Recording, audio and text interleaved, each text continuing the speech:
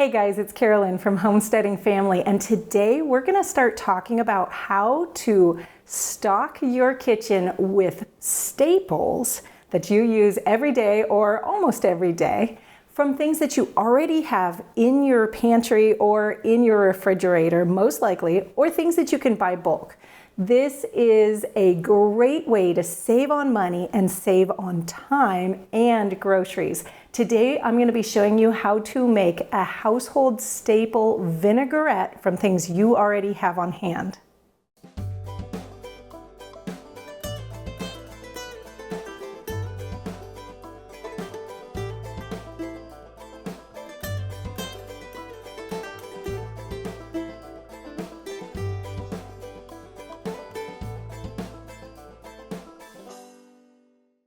You know, one of the methods that I use to keep the grocery bill low and to really be able to take advantage of bulk buying is to reduce the amount of things that I buy into the house, but then use those items to make a lot more staple items that I have. Things like salad dressings are a great example of this. I can buy the olive oil or any salad oil in bulk. I can buy the vinaigrette or the vinegar in bulk, and I can buy most of the other ingredients or make it myself and have it on hand. So today we're going to be talking about a standard vinaigrette that you can make from things that you can either buy bulk or you can probably already have on hand.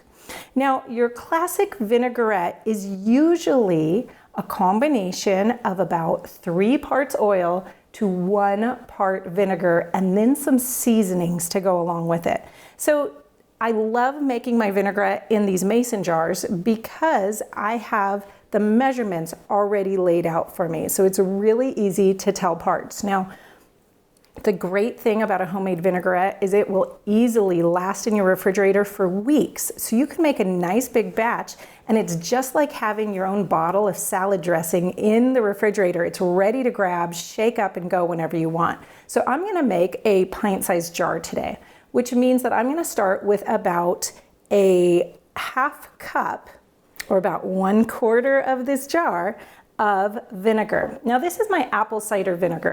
I either make this in the fall, usually I do both. I make some in the fall from our leftover peelings and cores of apples, but then I also buy this in my 5-gallon buckets, and I love being able to do this. Azure Standard has a great 5-gallon bucket of organic apple cider vinegar, and it doesn't cost very much. I can use it for all sorts of things around the household and the homestead, so I love this for my salad dressings. Okay, then I'm going to take my olive oil, and remember we want about 3 parts of olive oil to, or any oil, salad oil, to the vinegar, the 1 part of vinegar that we have in here. Now this is a good quality olive oil. I don't grow olives in far north Idaho. That would be a lot of fun. But I bring my olive oil in from a very reputable source. That's because olive oil is kind of known to be adulterated. So it's important to get your olive oil from a source that tests it and you know what you're getting. I like to get it once a year right after the olive harvest in Italy so that I can bring it in when it's fresh and have about a year's worth that I keep in a cool, dark place. Now, again, this is another thing that I love getting from Azure Standard because they test their olive oil to make sure that it's pure, and they bring it right in from Italy. So I buy this by the gallon jar every year, several gallons of it. So I have this on hand for all sorts of uses, so this just works really well into this. You can use other oils though. So I'm gonna fill this right on up to the neck of that jar, right about there. Okay, now I have my basis for my vinaigrette, and this is just a really good solid place to start. But we need to add flavor to it. Right now it's just olive oil and vinegar. And if you find that you like a little bit more vinegar, American tastes often like a little more vinegar than they do this amount of olive oil, you can up that ratio, and that's just fine. We want some good quality brown mustard to add to this. Now, this isn't going to taste like mustard. This is going to taste very rich, give a really rich depth flavor to this. And so you just want to put about a heaping teaspoon right on in. Now again, you don't really have to measure all of these things. You can kind of pinch them in. You'll find how you like your taste. And then of course we want some salt and pepper. So I'm just going to put in about a half teaspoon of salt and about the same of pepper into here. That's just a couple good pinches there. Now, right now is when you would add any fresh herbs, dried herbs, or other seasonings that you'd like. So I love just an Italian seasoning mix or any Italian seasoning that I pull out of my garden. But you could chop up some fresh herbs and stick them in here too. And again, you're gonna go for about a teaspoon on this. Now, for me, a vinaigrette would not be the same without some garlic in it. So I'm gonna put a very, very generous teaspoon of finely minced garlic.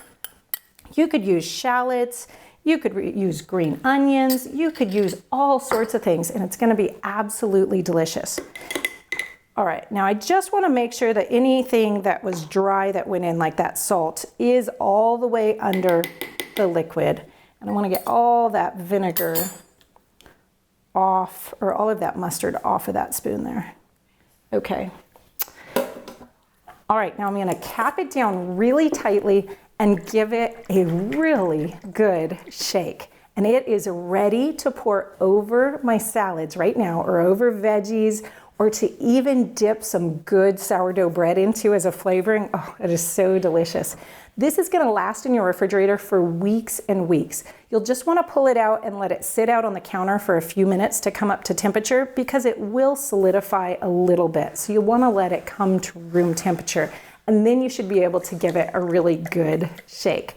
You guys, making things out of your pantry makes it so easy to have a diversity of flavors and tastes, all without spending a whole lot of money or having to bring in a whole lot of different ingredients for things. With just your basic staples like this, you can make so many different items in your kitchen. And remember, you can change up the vinegars you use, you can change up the oils, the seasonings, the spices, you can use the fresh herbs, you can use dry seasoning mixes or powders. You can make all sorts of different flavors just with this basic ratio recipe. Take care, you guys.